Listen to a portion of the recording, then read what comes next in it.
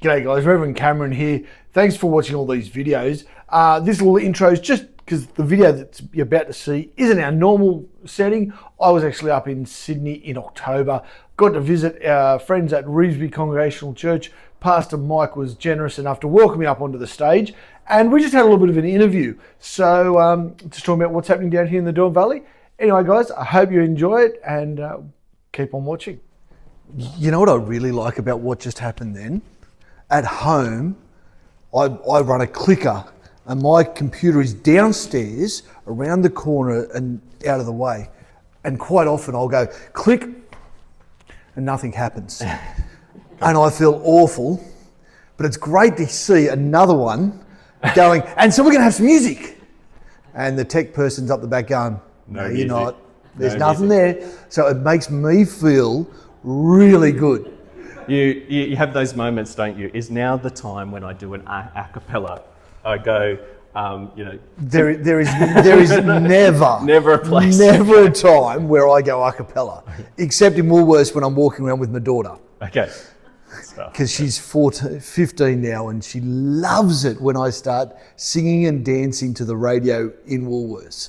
She loves that so much. Well, talking about that, singing in the rain, going up the stairs of Revesby Station. I know a certain person who's done that for his daughter. Excellent. It's the things you've got to do for your daughters, isn't it? And your kids. That's right. So, look, we could quite easily turn today into a bit of a comedy routine. Yes. But we're here really to kind of be encouraged and to also understand what is happening in terms of like the witness and the Derwent Valley. But also, as we have been making our way through this series of Love Your Church, and this month as we're particularly talking about what my it is... mic's not on? Well, the other one's, sorry. I didn't know I had to turn it on. I thought you'd done all that. Yeah. Come on, tech people. Just push that. They'll be hearing me from you. Yeah, that's okay. Yeah. My mic's automatically turned on.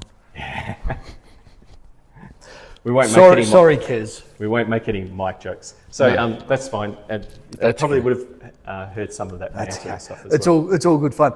I'm actually, just before we get to that, I'm looking at our audience here, and I'm like, this must all be really bizarre for you. Talking about mics on, TVs, cameras, lights. It's a different. Okay, I'm 52. I've grown up in the church, and when I started at Janelli, the hymn books were being handed out, and I moved them to a TV screen, and they're like, so when do we stop handing out hymn books? And it's like, I just stop and think about that generation of change. Yeah. And I was just, before Mike handed me the book that you guys have been working through, and I jumped to the passage where the witnessing thing, and put a sign out the front door, and they will come. I actually had a Catholic guy say that to me when I was moving to Tassie. He said, well, why don't you just put a sign out the front door and they will come in? It doesn't work that way anymore, does it? It just doesn't. I do believe I don't have a sign out the front door, and I actually think I need to put one out there so people know where we are for when they've been invited. Because yes, signage is great. Grew up at Gymea Baptist, and they actually many years ago looked at moving from where they were on the highway, and then they realised the amount of money that they would have had to spend advertising that they weren't there anymore. They were deep in a factory complex somewhere. It was the value of being on the highway was better for them. Yeah, so there's pros and cons with that, but the whole idea of the witness and the people walking in off the street, that doesn't happen anymore. But again, I look at the demographic in the room, to put it in the most politically correct way I can. You guys grew up with that though, didn't you? Because that was the tradition. You went to Sunday school, mostly so your parents could get an hour or two free. But people went to Sunday school, people went to church. Today we live in a society where they don't go to church. And there was comment in the book, there's those that just don't go to church, and then there's the de-churched. So that's those that have grown up in the church and have just gone, and life's got busy, their careers have meant they can't get to church on Sunday. And so unfortunately their kids aren't in the habit of going to church. That's right. And that's, I think, for me, when I look at what we're doing in churches, full stop, but specifically for me is, how do we bring new traditions for people that don't have the tradition? How do we bring in a new habit of going to church? Sunday morning or Sunday afternoon, my habit is spending time with the family because the rest of the week's busy. Now you want me to become I'm going to become a Christian, and you expect me to go to something on a Sunday. And that's a culture shift for people. Like, I'm sure it was a culture shift for you guys to stop having hymn books and go to screens. The hymn books are still out in the... And I tell you what, at Janelli, I still had them there. If people wanted them, they could take them.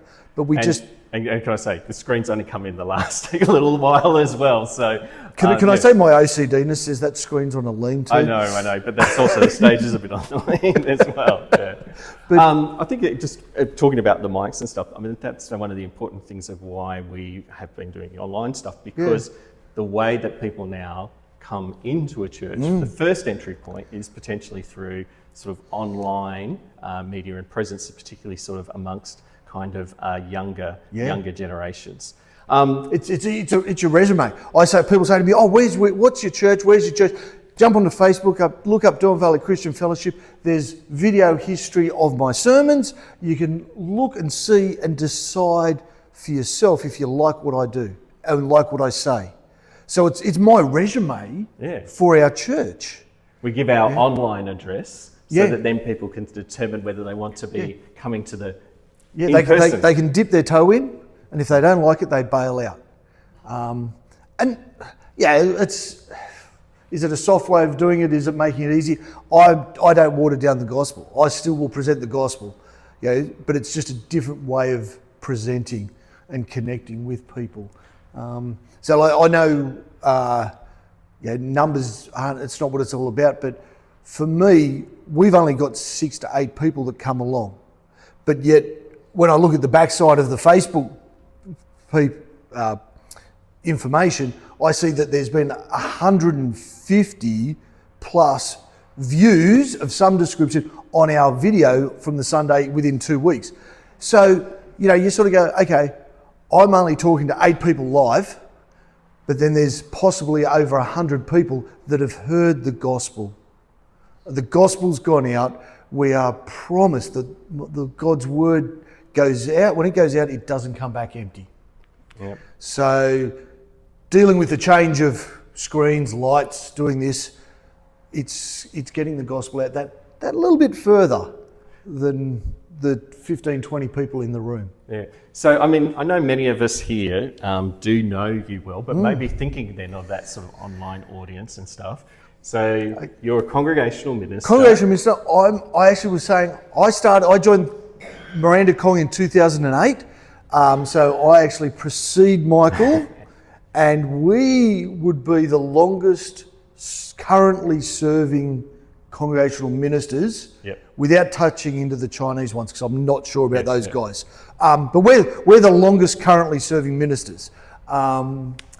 So I think I beat you by like 2 years. Oh no, 4 years. 4 years. 2012 I came. Okay, so I beat you by 4 years. So that's cool. So I've got a wife, my beautiful wife Sally, and my son Josiah, who's now 16 and 6'3", and my beautiful daughter Ruth, who is now just turned 15. We're in Tassie now, and we went down there to plant a church, and we are still planting that church. It is a mission field. We've got a town we've grown to about 6,000 people. We're hedging our bet saying there's about 200 Christians in the town that go to any given church on a Sunday, but predominantly they all go into Hobart. So we're 30 minutes out of Hobart. The Anglican Church, they get about 30. The Salvos are lucky to see 15 at the moment. We're seeing between 8 to 10. The Catholic Church, they're going gangbusters. They had a new priest come in about 7. Well, they change every 5 years, but the priest prior to the one now, he came in And I was talking to the lady that lived across the road. She said, we went from being able to swing a cat and not hit anyone on the road to Saturday night, Sunday morning and Sunday night, the street being full. So God is good in that system. So yeah, there's not many people that go to church in the Derwent Valley. They'll go into Hobart where the bigger churches are. So we meet on Sunday afternoons at 5 o'clock. It's I say it's informal. We meet in our lounge room, do a very similar style service, but we only do that 3 weekends. On the 4th weekend, we actually shut down church and we say to people, come over for dinner. Our crew, come for dinner, but it's an opportunity to bring your friends for dinner. You know, so they can meet Christians and realise that we are just as weird as what they are. You know, we're not that strange. And that's worked quite nicely, quite well. Yeah, sometimes it's just our guys, but then other times we've got these people coming in. We want to invite some people along because we want to introduce them to you and introduce them to Jesus. And so that's one of our little quirks. But after church on Sunday nights, every week we always have dinner because I'm a firm believer that the gospel was shared around a table. Jesus shares it around a table. We see the disciples gathering together. We share a meal. And I strive to guide conversations into what's God doing in your life this week. Sometimes it works. Sometimes it just becomes chaos. And it's a family. It's messy. And it's a lot of fun. So going to a practicality question, the church being the size that it is, you're not drawing a wage or salary as such from that. What are you doing in terms of work in those other places? But then how do you also see that work gives you opportunities to talk about Jesus with people that maybe you'd never come across? Yeah. By the grace of God, I'm still employed by the FCC. I still get a small amount of money each fortnight out of the FCC that's flowing on from, that's actually different gifts from different people. So I'm not actually paid by the executive anymore. So originally we had the church planning fund that ran out, and that's okay, no drama. We'd actually been given offertories and all that. I just sort of banked all of that so that once the church planning fund run out, I had another bank of money, and that just gets trickle fed. So by the grace of God, I still get a little bit of money through there. But I also work, I put on many hats. I run a stand-up paddleboard school in Tasmania, in Hobart, or New Norfolk in our town. So that's a way I get to spend an hour with people on the river, one-on-one, one-on-two, whatever. And it always comes around to, this is a great full-time job. No, it's not. I'm part-time.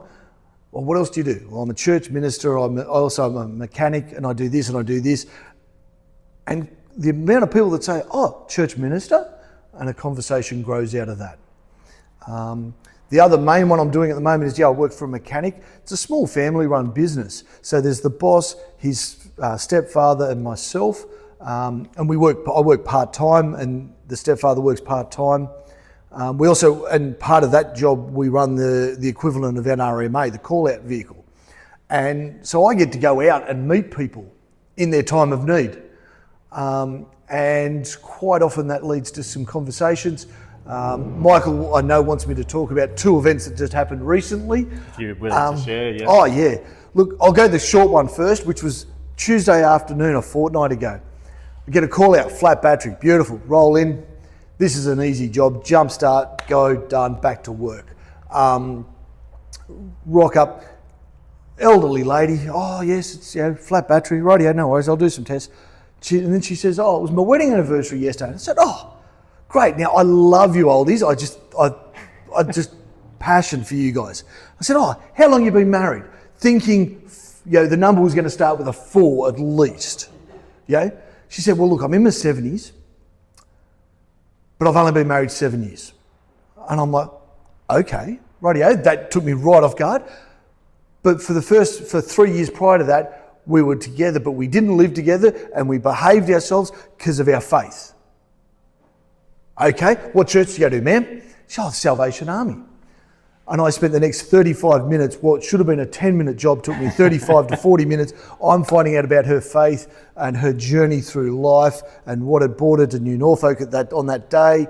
And she wanted to know about what I said, look, I'm a church minister as well. And so we got to spend 35 minutes, what should have been a 10-minute job. I didn't tell the boss what I'd done, and thankfully he won't be watching this video. But I got to encourage her, and sister's got cancer, someone else is dying, this and this and this, and all these caring stuff. And I got the time to pray with her and send her on her way with a new battery and all things well. So I get chances like that. That's one. That morning I get sent to another job, and I rock up, check engine light on a car, rightio. The young lady comes out to the car, and I turn the car on, plug the computer in, and City of Light music comes on, Christian music comes on via Bluetooth. So it wasn't just that she was listening to the radio, it was Bluetooth. And I looked at her and said, what church do you go to? And she said, look, I go to a church in South Australia, because turned out her grandmother was a grandmother's house. She's gone back to South Australia, has a heart attack there, decides to stay in South Australia because she bounces between two houses, decides she's going to stay there because most of the family there. So Silvana has been sent over to pack up the house. Silvana's 19. She's been sent over to Tassie to pack up grandma's house, and I started chatting with her, and she was there on her own. And she started telling me some of her story. She'd only become a Christian 12 months ago. Drug and alcohol abused parents. She'd gone onto a bit of a wild side. She's moved into one of the other grandparents over there who are Christians, and the other side of the family are Christians. And she just saw the peace. She said, I saw the peace and tranquility in their lives, and I wanted that. Mm-hmm. And she said, and I've now met Jesus, and I have utter peace in my life. A 19-year-old lady. And I said, well, guess what? She said, what? I said, you're coming to my place for dinner tonight. I said, I wanted to introduce you to my wife and the kids, and you've got no Christian family here, so guess what you do now? So she came over for dinner that was Tuesday night. She came back for dinner on Sunday night because it was our social dinner Sunday night.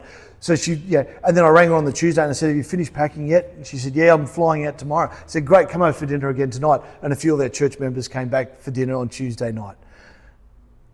We were able to, she's just like, I can't believe you guys are doing this. And I said, well, it's the church family, isn't it? Mm. It's just our church family. And I was so pumped. Like that Tuesday morning, I left that conversation. I'm on the phone to my wife as I'm driving back to work. Guess what, darling? This is what's happened. And then when Tuesday afternoon's conversation, I'm like, I've already annoyed my wife once today. I'll ring my mum because my mum's a strong Christian lady. Hey, mum, guess what's just happened? And she's like, this is so funny. Yeah, so exciting. I was able to encourage her. She's like, yeah. So that's really good because in our book, as we've been making our way, witnessing and sending, these last two bits that we're talking about, often they can be the things that we put more as a priority, the first things that we talk about. But in our series, we actually started with what it is to love the church and for the church to welcome and to give that sense of belonging. If we don't know who we are as a church and the body of Christ, then what we witness to might be something that's not actually at the heart of the gospel. And so what I hear in that story is that you're bearing witness to the fact that you're a Christian community that's welcoming and a Christian community where people can belong and even if just for a short time, feel a part of. Yeah. Like if I don't see Silvana again, like chances of me getting she's down on the coast in South Australia. If we ever cross paths again, well, praise God. But I know I'll see her again in heaven. Right. Yeah. We quite often have people come in and they'll just say, and this is, I don't want to say it's something I'm proud of, but I think is a testimony. People come into our house and they say they feel welcome, they feel loved, and they feel accepted. And I sit there and go, I'm doing what God's called me to do. It's not me boasting, but it's just me saying, hey, if that's the goal that we want to achieve, and that's coming from Christians and non-Christians. We just feel welcomed into this house. And for me, that's what it's the start of. Yep. The witnessing of the gospel. And I think that's something interesting again that we're in our chat pre the service we were talking about. You can either go about witnessing saying, here's a script, start this point A, B, C, D, you think, get through your script and tell people that way. Or what is inside of you can just bubble out so that when conversations come along, you are ready to give witness. You're ready to give an adequate explanation to what God has been doing in your life. I mean, just another simple one is the two guys I work with predominantly, they're not Christians. They think heaven is at the end, well, it's in a green or yellow can. Yellow 4X or a green Cascades. That's heaven, sitting by the lake, by a fire and getting drunk. That's heaven to them. That's all they live for, right? But Stephen, the stepfather, he's part of his family have got a Seventh-day Adventist belief, but he doesn't believe in that. But his dad's in the process of passing away. He's in his last few months of life. And I just keep saying to Stephen, hey, so I'll get a message, hey, can you fill in on Thursday? Stephen's got to go to visit his dad up in Launceston. Yeah, no worries. And I'll send Stephen a message saying, hey, mate, I'm just praying for you. And he comes back and he says, that I really appreciate that. He's a guy that sort of doesn't believe in God, but he appreciates that. And I know that that's just another seed that's been dropped in. And it's not, it comes through naturally. And like he came up to the other day and he's a very quiet guy. He just came and said, man, I really appreciate getting those messages. I really thank you for that. And this is the update on my dad. Here's a question for you. In terms of church planting, I think you would say it's hard. It's an ongoing thing that you've got to do. You've got to keep working. And because we've got a long-term, eternal goal, it doesn't matter about what the results are here in this point in time, in this moment. We want them to be more than, we always desire that. But if the people that are coming, that God brings along, they're the people that are there. Here's a question. Church planting can be hard in that sense of just persevering and going on. But what are you finding about the hardness or softness of people's hearts when you're having conversation? Do you think there's a swing at the moment that people are becoming sort of softer to the gospel when there's all kinds of things happening in our world, or when the wheels of their life, the wheels of their, the battery stops, if you like? It's really hard. I think the passage you read today about from Luke, where with this with the lepers, 10 lepers, the 10 lepers, 10 get healed, only one comes back. So many people treat Jesus like Santa Claus, for want of a better term. One of the guys I was dealing with, I'm still mates with him, he actually did his back a number of years ago, and he thought he was going to be a paraplegic. He'd lost use of his legs because he just twisted his back the wrong way, and he thought he ended up with drop foot and all sorts of ugly stuff. And the first person he called was, well, I won't say the first two people he called was myself and our local Salvation Army minister. Tim's now left the town, but that's who he called first to talk about God. Because all of a sudden, death was on the footstep. I spent probably 8 weeks with him just as he sort of got back onto, into life and got mobile again. I offered to drive him around and just, do stuff with him. And within 6 months, life just became better again. And guess what? The phone calls stopped. The weekly catch up for a coffee stopped. And you sort of go, what am I doing here, Lord? But yet we read, 10 will hear the gospel, 10 will be saved, 10 will be healed, but only one will come to faith. One's life will change. And for me, that is a comforting, it's not an excuse to not go out, but it's just a comforting reality. We'll spread the word out, heaps will hear, but only a few will answer. And so church planting, I actually changed our term, we're missionaries. Yes, we're planting a church, but I'm a missionary in Tasmania. And when we send missionaries out, it's a long-term role. Missionaries go into the countries, they learn the language, they learn the culture, they build relationships with the people. And we think about some of those guys that have been overseas for long-term missionaries. They might never see a conversion. Somebody, they'll retire, somebody else will step straight in, bang, they'll get a couple of conversions. But it's all probably because of the work that was done in the years gone by. So I try to think of myself more of a missionary, in a missionary position, rather than a church planter. Because when we think church planter, well then, the church is going to be up and running in 3 years and it's going to be growing and exponential and exponential and exponential. I struggle with that because I know I've got to build trust, I've got to build relationships, and the sad part of the job is I've got to wait for the wheels to fall off on people. Yeah. And then you're there to help pick them up. You spend the time, you invest the time, and and then we've got to sit back and watch God do the watering. And that's the hard part. Mm-hmm. Yeah. And then sometimes I sit there and go, God, what am I doing here? And then I get phone calls to say, so I go and meet wonderful ladies called Savannah and lovely elderly ladies that tell me about their journey as a Salvation Army and what God's been doing in their lives. And you go, you know what? Okay, this is what I'm here for. A couple of final sort of things. I suppose as I think about your reflections on that passage with the 10, I think sometimes people come into almost like a temporal blessing. They get what they need in that moment from, say, church community, but it's not lasting faith. Yeah. They're not lastingly giving praise to God as the one who's done the change and stuff as well. Sometimes it is only the one that actually has that lasting change and things.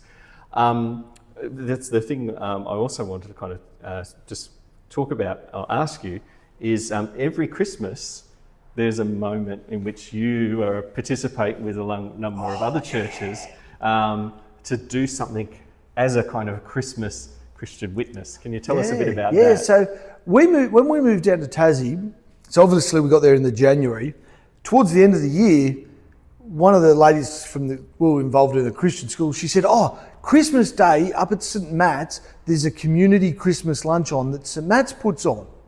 So the local Anglican church. There's a few other churches that get involved.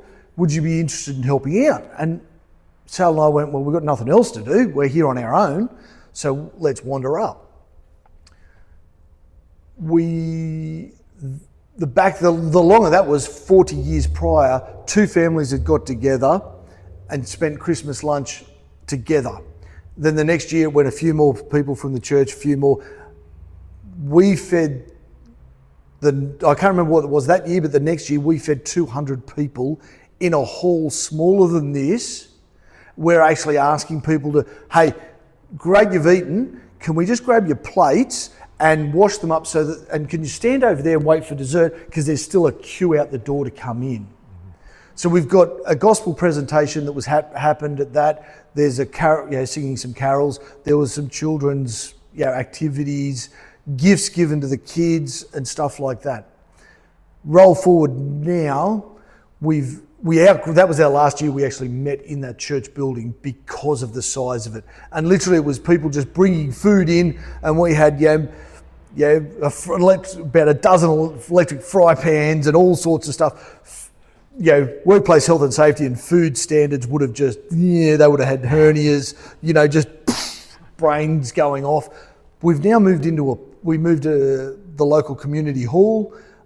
We've got one of our local Christians has got a wood-fired oven on the back of a trailer that he does a bread business out of. So he's come in volunteered for that. The Salvation Army have got their outdoor eating stuff.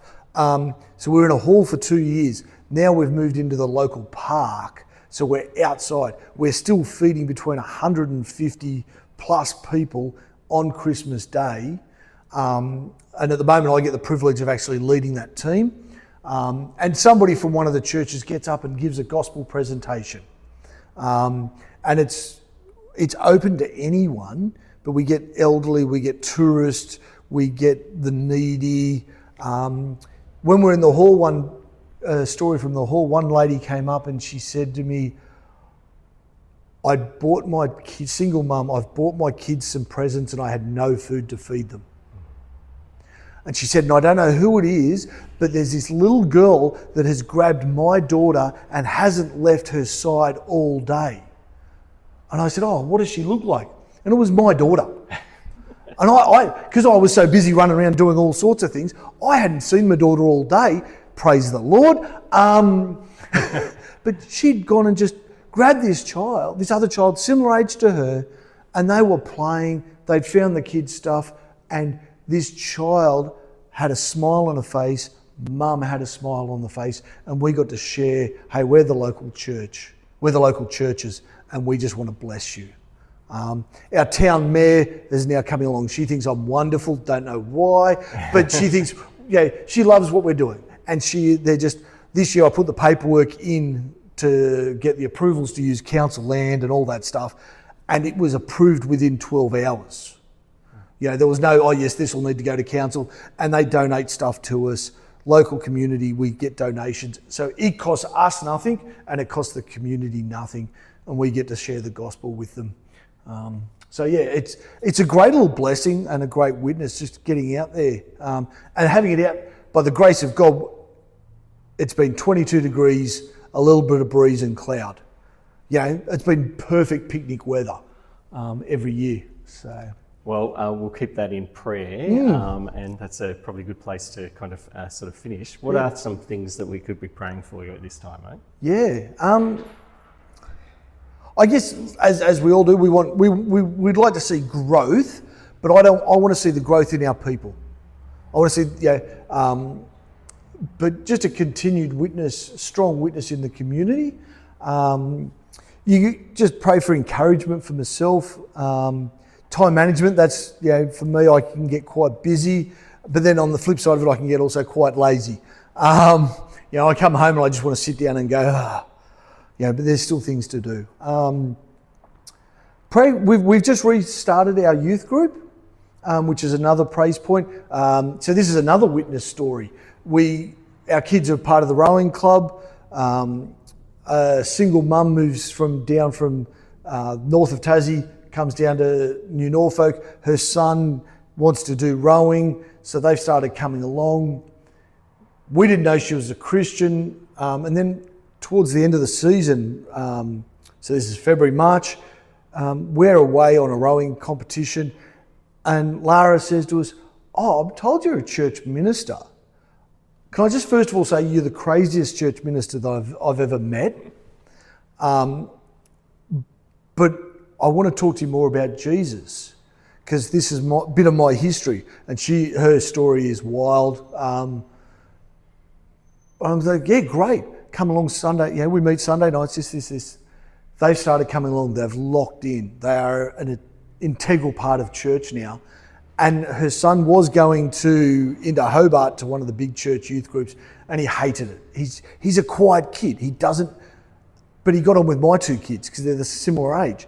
So we've restarted a Wednesday night afternoon Bible study. So they come on Wednesday afternoon, we do some stuff, and then we have dinner, and Lara comes in, joins us for dinner, then we have Bible study as family after dinner. 2 weeks ago, Ethan pops up and says, oh, I've got a girlfriend. And I'm like, oh, this is going to be fun. I get to stir this young bloke up. And he brings her along last Sunday night, and it turns out, because I used to drive the bus for the local Christian school, it's one of the kids off my bus run. Lily's walked in and said, hey, g'day, Cameron. And I'm like, oh, cool. And she's like, oh, is it okay if I start coming along to Wednesday afternoon when it restarts? No, not at all. No, not going to let you come at all. She's like, I want to come to Wednesday afternoons and I'll come Sunday nights. Again, so we had a witness. We'd spent, a few people from the rowing club had said, oh yeah, Cameron's a church minister. And I've been part of that rowing club for 3 years now. And here we've got a new family come in. It's 8 months later, we've got our youth group rebooted. It's only 4 kids, I don't care. It's been 3 kids, now it's going to be 4 kids. It's a start. And it's, my son came up to the other day and he says, hey, Dad, I want to show you something on YouTube. This reel. And it was a Christian guy putting together some verses and stuff. And I'm like, oh, how cool is this? My 16-year-old son is starting to watch these videos. And so I got to share with him. And so that's, yeah. So there's, like the prayer point, pray for those youth kids. They're the church of today just as much as we're the church of today. And just as much as we're the church of tomorrow. Yep. Does that answer your question? Yeah, no, that's fantastic. And look, I think at this time, encourage you to chat with Cameron in that morning tea after the service and talk with him about more of the things that are happening down there in the Derwent Valley. All right, mate, thanks for coming today. Thank you.